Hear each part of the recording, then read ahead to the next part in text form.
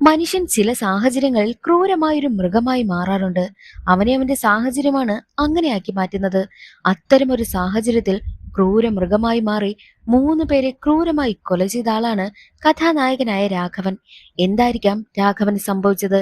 രാഘവൻ അങ്ങനെ ചെയ്യാൻ കാരണം എന്താണ് എന്നൊക്കെ അറിയണ്ടേ? എങ്കിൽ നമുക്ക് വേഗം മനിതൻ ദൈവമകളം എന്ന തമിഴ് സിനിമയുടെ കഥ നോക്കിയാലോ? വീഡിയോയിലേക്ക് കിടക്കുന്നതിന് മുൻപ് വീഡിയോ കാണുന്ന കൂട്ടുകാർ ഒന്ന് ലൈക്ക് ചെയ്യാനും കമന്റ് സെക്ഷനിലെ ഹൈപ്പ് എന്നൊരു ഓപ്ഷൻ ക്ലിക്ക് ചെയ്തേക്കാനും മറക്കരുതേ. കഥ ആരംഭിക്കുന്നത് 3 പേരെ ക്രൂരമായി കൊല ചെയ്ത് ജയിലിലെത്തിയിരിക്കുന്ന രാഘവനെ കാണിച്ചുകൊണ്ടാണ്. രാഘവനെ കാണുവാൻ വേണ്ടിയിട്ട് MLA എത്തുന്നുണ്ട്. നീ എന്തിനാണ് അവരെ ക്രൂരമായി കൊല ചെയ്തത്? അതിന് പിന്നിലുള്ള കാരണം നീ തുറന്നു പറയണം. എങ്കിൽ മാത്രമേ നിനക്ക് എന്തെങ്കിലും സഹായം ചെയ്യാൻ കഴിയൂ. നിനക്ക് ശിക്ഷയിൽ ഇളവ് വാങ്ങണമെങ്കിൽ നീ അതിനുള്ള കാരണം തുറന്നു പറയണമെന്നും MLA പറയുന്നു. അങ്ങനെ രാഘവനാണെങ്കിലോ താൻ എന്തിനാണ് 3 പേരെ കൊല ചെയ്തതെന്ന് കാര്യം തുറന്നു പറയുകയാണ്. പിന്നീട് ഒരു ഫ്ലാഷ് ബാക്ക് ആണ് കാണിക്കുന്നത്. രാഘവനും രാഘവന്റെ മാമനും ചേർന്നാണ് ജോലിക്ക് പോകുന്നത്. നൊങ്കൊക്കെ വിൽക്കില്ലേ, ആ ഒരു ജോലിയാണ് രാഘവൻ ചെയ്യുന്നത്. മാമൻ എന്ന് വെച്ചാൽ രാഘവന് ജീവനാണ്. രണ്ടുപേരും ബെസ്റ്റ് ഫ്രണ്ട്സിനെ പോലെയാണ്. രാഘവന്റെ മാമൻ കല്യാണം കഴിഞ്ഞു, പക്ഷേ കുട്ടികളില്ല. എന്നാൽ 10-32 വയസ്സായിട്ടും രാഘവൻ ഇതുവരെയായിട്ടും കല്യാണം കഴിച്ചതേയില്ല. കാരണം ഒരുപാട് ആലോചനകൾ നോക്കി, പക്ഷേ ഒരു പെൺകുട്ടി പോലും രാഘവനെ അങ്ങോട്ട് അക്സെപ്റ്റ് ചെയ്യുന്നതേയില്ല. അതുകൊണ്ട് തന്നെ ഇനി കല്യാണവും വേണ്ട, ഒന്നും വേണ്ട, എങ്ങനെയെങ്കിലും ജോലി ചെയ്ത് ജീവിക്കാമെന്ന് കരുതി മാമനൊപ്പം ജോലിക്ക് പോവുകയാണ് രാഘവൻ ചെയ്യുന്നത്. ഏകദേശം ഒരു 50 കുടുംബങ്ങൾ മാത്രമുള്ള ഒരു ഗ്രാമത്തിലാണ് രാഘവനൊക്കെ താമസിക്കുന്നത്. ആ ഗ്രാമത്തിൽ അങ്ങനെ സൗകര്യമൊന്നുമില്ല. അടിസ്ഥാന സൗകര്യമായിട്ടുള്ള ഒരു ബാത്റൂം ഫെസിലിറ്റി പോലും ആ ഗ്രാമത്തിലില്ല. രാഷ്ട്രീയക്കാരൊക്കെ ഇലക്ഷൻ സമയമാകുമ്പോൾ മാത്രമാണ് ഗ്രാമത്തിലുള്ളവരെ ഓർക്കുന്നത്. ഇലക്ഷൻ കഴിഞ്ഞു കഴിഞ്ഞാൽ പിന്നെ അവരൊന്നും ആ ഒരു പരിസരത്തേക്കേ വരില്ല. കൃഷിയൊക്കെ ചെയ്താണ് ഗ്രാമത്തിലുള്ളവർ ജീവിക്കുന്നത്. അങ്ങനെയുള്ള ഗ്രാമത്തിലാണ് രാഘവനും താമസിക്കുന്നത്. ആ ഗ്രാമത്തില് അമുത എന്ന പെൺകുട്ടിയുണ്ട്. അമുതയ്ക്കാണെങ്കിലോ രാഘവനെ ഒരുപാട് ഇഷ്ടമാ. മാമാ മാമ എന്ന് വിളിച്ച് എപ്പോഴും പുറകെ നടക്കും. അമുതയും കൊണ്ടാണ് രാഘവൻ എപ്പോഴും ഇങ്ങനെ കടകളിലൊക്കെ പോകുന്നത്. അമുത എന്ത് പറയുന്നോ അതെല്ലാം രാഘവൻ അനുസരിക്കും. അങ്ങനെ ഇരിക്കെ രാഘവനെ കാണുവാൻ വേണ്ടിയിട്ട് ഒരു ബ്രോക്കർ വരുന്നു. നിന്റെ നല്ലൊരു ഫോട്ടോ എനിക്ക് തരണമെന്നും ബ്രോക്കർ പറയുന്നത് കൊണ്ട് തന്നെ അമുദയും കൂട്ടി സ്റ്റുഡിയോയിൽ പോയി നല്ലൊരു ഫോട്ടോ എടുത്ത് ബ്രോക്കറിനെ ഏൽപ്പിക്കുന്നു. അടുത്ത ദിവസം തന്നെ ബ്രോക്കർ രാഘവനടുത്തെത്തിയിട്ട്, ഞാൻ നിന്റെ ഫോട്ടോ ഒരു പെൺകുട്ടിയെ കാണിച്ചു, അവൾക്ക് നിന്നെ ഒരുപാട് ഇഷ്ടമായി, ഉടനെ തന്നെ പെണ്ണ് കാണാൻ പോകണമെന്നുള്ള കാര്യം രാഘവനോട് പറയുന്നു. അത് കേൾക്കുന്നതും രാഘവന് ഒരുപാട് സന്തോഷമാകും. കാര്യം ഒരുപാട് പെൺകുട്ടികൾ രാഘവനെ റിജക്റ്റ് ചെയ്തതാ. എന്നാൽ ഇപ്പോൾ ഒരു പെൺകുട്ടി രാഘവനെ അക്സെപ്റ്റ് ചെയ്തിരിക്കുന്നു. അതുകൊണ്ട് തന്നെ അടുത്ത ദിവസം രാഘവൻ തന്റെ മാമനെയും അമുദയും കൂട്ടി പെണ്ണ് കാണുവാനായിട്ട് പോവുകയാ. പെണ്ണ് കാണാൻ എങ്ങനെയാണ്, സുന്ദരിയാണോ, അങ്ങനെയുള്ള കാര്യങ്ങളൊന്നും രാഘവൻ അന്വേഷിക്കുന്നതേയില്ല. ആ ഒരു പെൺകുട്ടി തന്നെ സ്വീകരിച്ചല്ലോ, അത് തന്നെ മഹാഭാഗ്യമെന്നാണ് രാഘവൻ കരുതുന്നതും. അങ്ങനെ ഒരു പ്രതീക്ഷയുമില്ലാതെയാണ് പെണ്ണ് കാണുവാനായി പോയത്. പക്ഷേ രാഘവന്റെ പ്രതീക്ഷയെല്ലാം തെറ്റിച്ചു. പെൺകുട്ടി കാണുവാനായിട്ട് അതീവ സുന്ദരിയായിരുന്നു. അവളുടെ പേര് സെൽവി എന്നാണ്. രാഘവനും അവളെ ഒരുപാട് ഇഷ്ടമായി. അമുദയാണെങ്കിലോ സെൽവിക്കടുത്തെത്തി രാഘവനെ കുറിച്ചുള്ള കാര്യങ്ങളെല്ലാം തുറന്നു പറയുന്നു. അതോടുകൂടി സെൽവിക്ക് രാഘവനെ കുറച്ചുകൂടി ഇഷ്ടമാവുകയാണ്. കാരണം രാഘവന് സ്വന്തമെന്നോ ബന്ധമെന്നോ പറയുവാൻ വേണ്ടിയിട്ട് മറ്റാരും തന്നെ ഇല്ലല്ലോ. രണ്ടുപേരുടെയും വിവാഹം നല്ല രീതിക്ക് നടക്കുകയാണ്. എന്നാൽ രാഘവൻ സെൽവിയോട് ചോദിക്കുന്നത്, സത്യത്തിൽ നീ എന്നെ ആത്മാർത്ഥമായിട്ട് ഇഷ്ടപ്പെട്ടിട്ട് തന്നെയാണോ ഈ ഒരു വിവാഹത്തിന് സമ്മതിച്ചത്, അതോ നിന്നെ കൊണ്ട് ആരെങ്കിലും നിർബന്ധിച്ച് വിവാഹം കഴിപ്പിച്ചതാണോ? അതിന് മറുപടിയായിട്ട് സെൽവി പറയുന്നത്, ഞാൻ എൻ്റെ പൂർണ്ണ മനസ്സോടുകൂടിയാണ് ഈ ഒരു വിവാഹത്തിന് സമ്മതിച്ചത്. ഒരാളുടെ ബാഹ്യ സൗന്ദര്യമല്ലല്ലോ ജീവിതം തീരുമാനിക്കുന്നത്. നിങ്ങളെ കണ്ടപ്പോൾ നിങ്ങൾ എന്നെ നന്നായിട്ട് നോക്കുമെന്നും എന്നെ ജീവിതകാലം മുഴുവൻ ഒരു കുറവും വരുത്താതെ നോക്കുമെന്ന് എനിക്ക് തോന്നി. നിങ്ങൾ ചെയ്യുന്ന ജോലിയും എനിക്കിഷ്ടമാണ്. നിങ്ങളുടെ മനസ്സിനെയാണ് ഞാൻ പ്രണയിക്കുന്നത് എന്നാണ് സെൽവി പറഞ്ഞത്. അത് കേട്ടതും രാഘവൻ ഒരുപാട് സന്തോഷമാകുന്നു. സെൽവിയുടെ സഹോദരൻ ആദ്യമൊക്കെ ഈ ഒരു കല്യാണത്തിനെ എതിർത്തതാണ്. ഇവനെ എന്ത് കണ്ടിട്ടാ നീ അക്സെപ്റ്റ് ചെയ്തത് എന്നൊക്കെയാണ് ചോദിച്ചത്. എന്നാൽ സെൽവി പറയുന്നത്, ഒരാളുടെ പുറമേയുള്ള സൗന്ദര്യമല്ല വലുത്, അല്ലാതെ അവർ നമ്മളെ കല്യാണം കഴിച്ചു കൊണ്ടുപോയി എങ്ങനെ നോക്കുന്നു എന്നതിലാണ് കാര്യമെന്നാണ് സെൽവി പറഞ്ഞത്. സെൽവി തന്നെ അത്രയും സ്നേഹിക്കുന്നത് മനസ്സിലാക്കിയ രാഘവനും സെൽവിയെ ആത്മാർത്ഥമായിട്ട് തന്നെ സ്നേഹിക്കുകയാണ് ചെയ്യുന്നത്. രണ്ടുപേരും സന്തോഷകരമായിട്ട് ജീവിതം മുന്നോട്ട് കൊണ്ടുപോവുകയാ. രാഘവനയ്ക്ക് താമസിക്കുന്ന ഗ്രാമത്തില് റോഡ് സൗകര്യമില്ല, വെള്ളത്തിന്റെ സൗകര്യമില്ല, ബാത്റൂം സൗകര്യമില്ല. അതുകൊണ്ട് തന്നെ ആ ഗ്രാമത്തിലുള്ള ഒരു മുത്തശ്ശനാണെങ്കിൽ MLAക്ക് നിവേദനം കൊടുക്കുന്നു. MLA എത്രയും വേഗം ഈ ഒരു പ്രശ്നം പരിഹരിക്കാമെന്ന് പറഞ്ഞ് നിവേദനം കൗൺസിലറായ ഇമ്പയെ ഏൽപ്പിക്കുന്നു. ഇമ്പയാണ് ഈ ഒരു കഥയിലെ മെയിൻ വില്ലൻ. MLAയുടെ സഹോദരിയാണ് ഇമ്പ വിവാഹം കഴിച്ചിരിക്കുന്നത്. അതുകൊണ്ട് തന്നെയാണ് MLA ഇമ്പയെ കൗൺസിലറായും നിയമിച്ചിരിക്കുന്നത്. ഇമ്പ ചെയ്യുന്ന മെയിൻ പരിപാടി എന്തെന്നാൽ എല്ലാവരുടെ കയ്യിൽ നിന്നും കൈക്കൂലി വാങ്ങുക. ഒരുപാട് കാശ് വാങ്ങിയതിനു ശേഷം അതെല്ലാം സാധാരണ ജനങ്ങൾക്ക് പലിശയ്ക്ക് കൊടുക്കുക. ഇമ്പ ഒരു ഫാക്ടറിയും നടത്തുന്നുണ്ട്.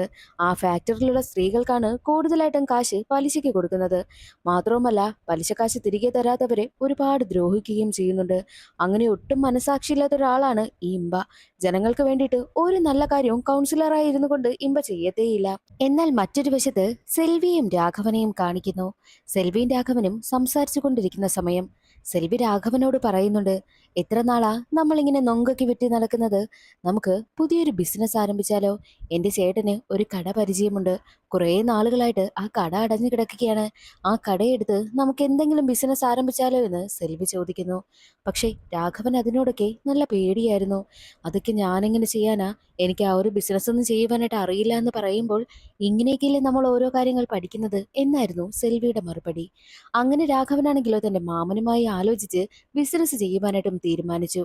അവരാ ഒരു കട എടുക്കുകയാണ്. എന്നിട്ട് അവിടെ ഹോട്ടൽ ബിസിനസ്സാണ് ആരംഭിക്കുന്നത്. ആ ഒരു ഹോട്ടലിന് സെൽവി എന്ന് പേര് നൽകി. രാഘവന് നല്ല പേടിയുണ്ട്. തനിക്ക് ഈ ഒരു ജോലിയൊന്നും അറിയില്ലല്ലോ, എങ്ങനെ ഇത് മുന്നോട്ട് കൊണ്ടുപോകുമെന്ന്. പക്ഷേ മാമന്റെ ധൈര്യത്തിലാലാണ് രാഘവൻ മുന്നോട്ട് പോകുന്നതും.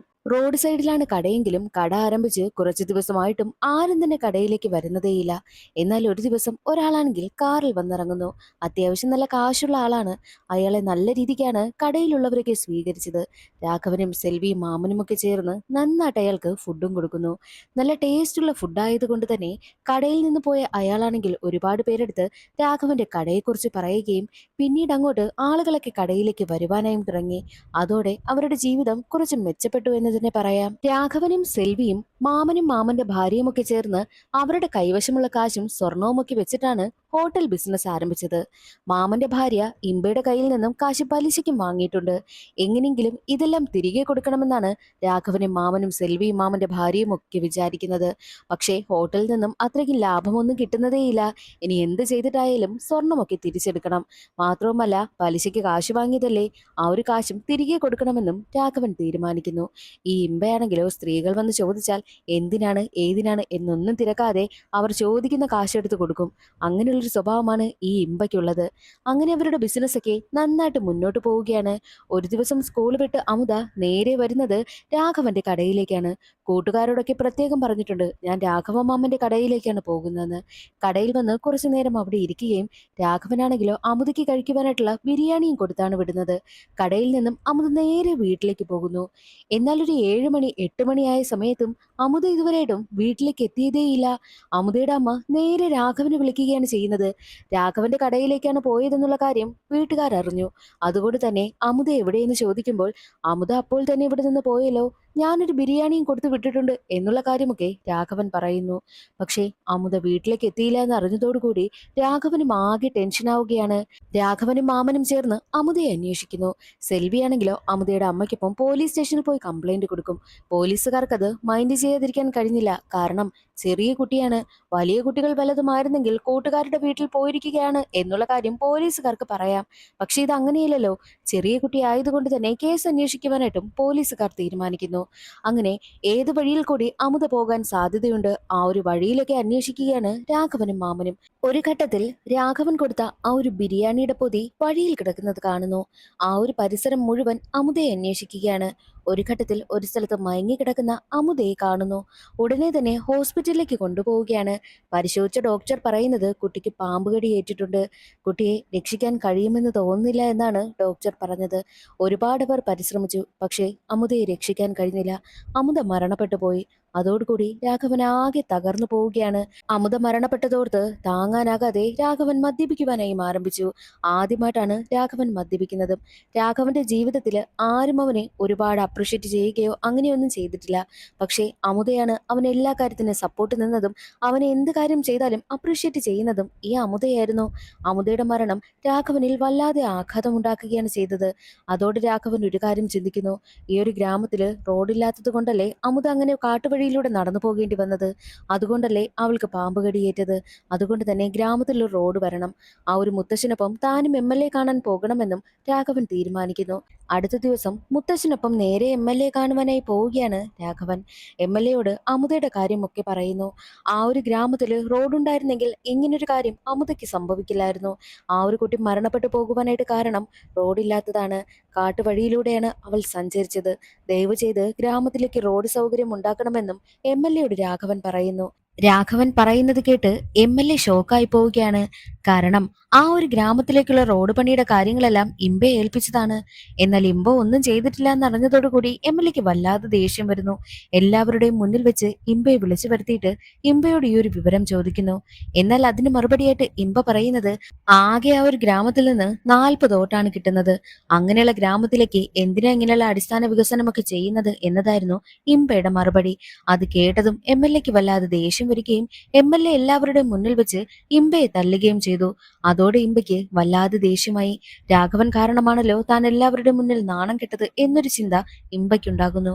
അതോടെ ഇമ്പ നേരെ വരുന്നത് അവരുടെ ഹോട്ടലിലേക്കാണ്. ഹോട്ടൽ അടിച്ചു തകർക്കുന്നു. എന്നിട്ട് ഇമ്പ പറയുന്നത്, ഇനി നീയൊക്കെ എങ്ങനെയാ ഇവിടെ ബിസിനസ് നടത്തുന്നതെന്ന് ഞാനൊന്ന് കാണട്ടെ. നിന്നെയൊന്നും ബിസിനസ് ചെയ്യുവാനായിട്ട് ഞാൻ സമ്മതിക്കില്ല എന്നാണ് ഇമ്പ പറയുന്നത്. എന്നാൽ അടുത്ത ദിവസം തന്നെ ഹോട്ടലെല്ലാം റെഡിയാക്കി പഴയതുപോലെ ബിസിനസ് ചെയ്യുവാനായിട്ട് ആരംഭിച്ചു. അങ്ങനെ അവരുടെ ജീവിതം വീണ്ടും പഴയതുപോലെ മുന്നോട്ട് പോകുന്ന സമയത്താണ് ഒരു ദിവസം മാമന്റെ ഭാര്യ കരഞ്ഞുകൊണ്ട് സെൽവിക്കടുത്തേക്ക് എത്തുന്നത്. ആ ഇമ്പ പലിശക്കാശ് ചോദിച്ച് ഒരുപാട് തന്നെ ടോർച്ചർ ചെയ്യുന്നു. എത്രയും വേഗം ഒരു 50,000 രൂപ കിട്ടിയാൽ അയാളുടെ കടമെല്ലാം തീർക്കമായിരുന്നുവെന്ന് മാമന്റെ ഭാര്യ പറയുന്നു. അത് കേട്ട സെൽവി നേരെ രാഘവനടുത്തെത്തിയിട്ട് എനിക്ക് അത്യാവശ്യമായിട്ട് ഒരു 50,000 രൂപ വേണമെന്ന് പറയുന്നു. കേട്ട ഉടനെ തന്നെ രാഘവൻ 50,000 രൂപ കൊണ്ടുവന്ന് കൊടുക്കും. ഏതിനാണ് കാശ് വാങ്ങിക്കൊണ്ട് പോകുന്നതെന്നും നിങ്ങളെന്താ ചോദിക്കാത്തതെന്ന് ചോദിക്കുമ്പോൾ ഞാനെന്തിനാ നിന്നോട് അങ്ങനെയൊക്കെ ചോദിക്കുന്നത് എന്നായിരുന്നു രാഘവന്റെ മറുപടിയും. അങ്ങനെ സെൽവി കാശ് വാങ്ങി അവിടെ നിന്ന് പോകുന്നു. അടുത്ത ദിവസം ഹോട്ടലിലായിരുന്ന രാഘവന് ഒരു കോൾ വരികയാണ്. കോൾ എടുത്ത രാഘവനാണെങ്കിൽ ഷോക്കായി പോകും. ഉടനെ തന്നെ വീട്ടിലേക്ക് എത്തുമ്പോൾ കാണുന്ന കാഴ്ച മരണപ്പെട്ടു നിൽക്കുന്ന സെൽവിയാണ്. സെൽവി ആത്മഹത്യ ചെയ്തിരിക്കുന്നു. എന്തിനാണ് സെൽവി ഇങ്ങനെ ചെയ്തതെന്ന് രാഘവൻ അറിയത്തില്ല. അവനാണെങ്കിൽ പൊട്ടിക്കരയുകയാണ്. എന്തെങ്കിലും സങ്കടമുണ്ടെങ്കിൽ ഇവൾക്ക് എന്നോട് പറഞ്ഞുകൂടായിരുന്നു എന്നൊക്കെയാണ് രാഘവൻ പറയുന്നത്. അതേസമയം രാഘവന്റെ അടുത്തേക്ക് മാമന്റെ ഭാര്യ എത്തുന്നു. അപ്പോഴാണ് കുറച്ച് ഞെട്ടിക്കുന്ന കാര്യങ്ങൾ രാഘവൻ അറിയുന്നത്. സെൽവിക്ക് എന്താണ് യഥാർത്ഥത്തിൽ സംഭവിച്ചതെന്ന് മാമന്റെ ഭാര്യ തുറന്നു പറയുന്നു. അന്ന് അവർ രണ്ടുപേരും ചേർന്നാണ് പലിശ കാശ് തിരികെ കൊടുക്കുവാൻ വേണ്ടിയിട്ട് ഇമ്പയ്ക്കടുത്തേക്ക് പോയത്. എന്നാൽ ഇമ്പയാണെങ്കിലോ ഇവർ രണ്ടുപേരോടും മോശമായിട്ട് പെരുമാറുവാനായും തീരുമാനിക്കുന്നു. അയാളുടെ ആവശ്യം മറ്റൊന്നായിരുന്നു. അത് മനസ്സിലാക്കി സെൽവി അയാളെ ഒരുപാട് വഴക്ക് പറയും. ആരാ ഇവൾ എന്നോട് ഇങ്ങനെയൊക്കെ സംസാരിക്കാനെന്നാണ് ഇമ്പ ചോദിക്കുന്നത്. എന്നാൽ അപ്പോഴാണ് ഹോട്ടൽ ബിസിനസ് നടത്തുന്ന രാഘവന്റെ ഭാര്യയാണ് സെൽവി എന്നുള്ള കാര്യം ഇമ്പ അറിയുന്നത്. അതോടുകൂടി അവളെ വെറുതെ വിടരുതെന്നും ഇമ്പ തീരുമാനിക്കുന്നു. അങ്ങനെയാണ് സെൽവിയെ കൊണ്ടുവന്ന് അവളെ ക്രൂരമായിട്ട് റേപ്പ് ചെയ്യുന്നത്. മാത്രമല്ല അവളെ ബോധം കെടുത്തിയിരുന്നു. അവൾ അറിയാതെയാണ് ഓരോന്ന് ചെയ്തിരുന്നതും. മാത്രമല്ല അതെല്ലാം അയാൾ വീഡിയോ ആയിട്ട് ഷൂട്ട് ചെയ്ത് വെച്ചിരുന്നു. തന്റെ ആവശ്യം കഴിഞ്ഞ ഇമ്പ ആ ഒരു വീഡിയോ കാണിച്ച് സെൽവിയെ ഭീഷണിപ്പെടുത്തി. അത് താങ്ങാനാകാതെ മനന്നൊന്താണ് സെൽവി ആത്മഹത്യ ചെയ്തത് എന്നുള്ള കാര്യം മാമന്റെ ഭാര്യ പറയുന്നു. അത് കേട്ട് രാഘവൻ ആകെ തകർന്നു പോവുകയാണ്. അതേസമയം തന്നെയായിരുന്നു മറ്റൊരു കാര്യം കൂടി രാഘവൻ അറിയുന്നത്. യഥാർത്ഥത്തിൽ അമുത പാമ്പുകടിയേറ്റ് മരിച്ചതല്ല, അമുതയെ കൊന്നതാണ്. കൊന്നത് മറ്റാരുമല്ല, ഇമ്പ തന്നെയാണ്.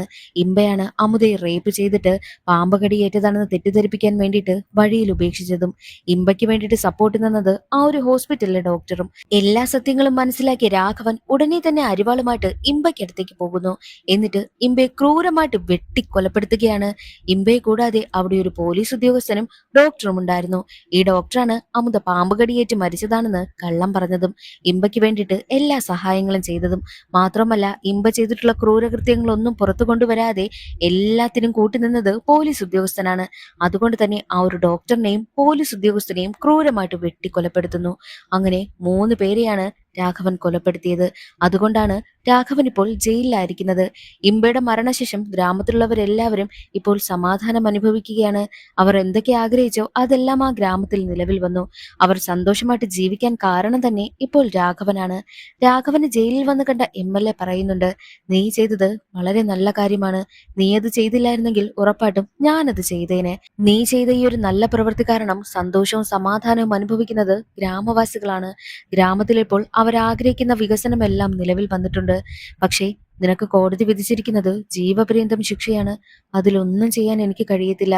മനുഷ്യന്റെ രൂപത്തിൽ വന്ന ദൈവമാണ് നീ എന്ന് പറഞ്ഞിട്ടാണ് MLA അവിടെ നിന്ന് പോകുന്നത്. ചില സാഹചര്യങ്ങളിൽ ദൈവം മനുഷ്യരൂപത്തിൽ അവതരിപ്പിക്കും എന്നൊരു കൺസെപ്റ്റാണ് ഈ ഒരു സിനിമയിൽ കൊണ്ടുവന്നിരിക്കുന്നത്. അതോടുകൂടി സിനിമയുടെ കഥ ഇവിടെ അവസാനിക്കുന്നു. ഇന്നത്തെ വീഡിയോ ഇഷ്ടമായെന്ന് കരുതുന്നു.